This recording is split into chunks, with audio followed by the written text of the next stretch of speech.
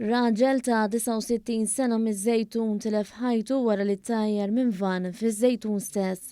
L-inċident seħħ ħabta ta' 9 ta' 3 filgħodu fi triq Xropp Laġin.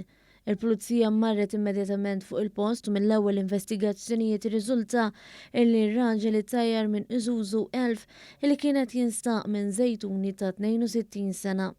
Il-vittma ngħata l-ewwel għajnuna minn tim mediku wara ittieħed l-isptar Mater Dei.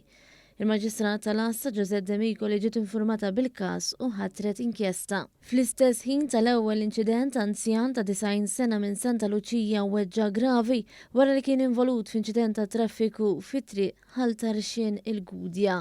Mill-ewwel sħarriġ irriżulta li kienet seħħet ħabta bejn Nissan March misjuqa mill-anzjan u Toyota Corolla misjuqa mir-raġel ta' 21 sena miswieqi.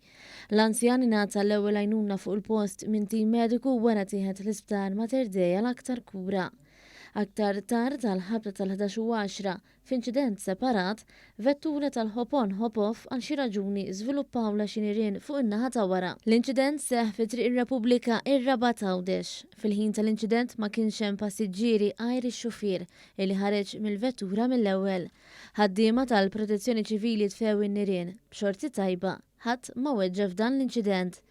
Intant fi żvilupp ieħor ġie identifikati l-vittma li tnejn wara nofsinhar tilef ħajtu wara li ttajjer fi triq Diċembru 13 Marsa.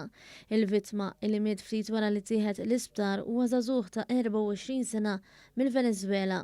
Il-Pulizija għadha qed tinvestiga dawn il-każijiet.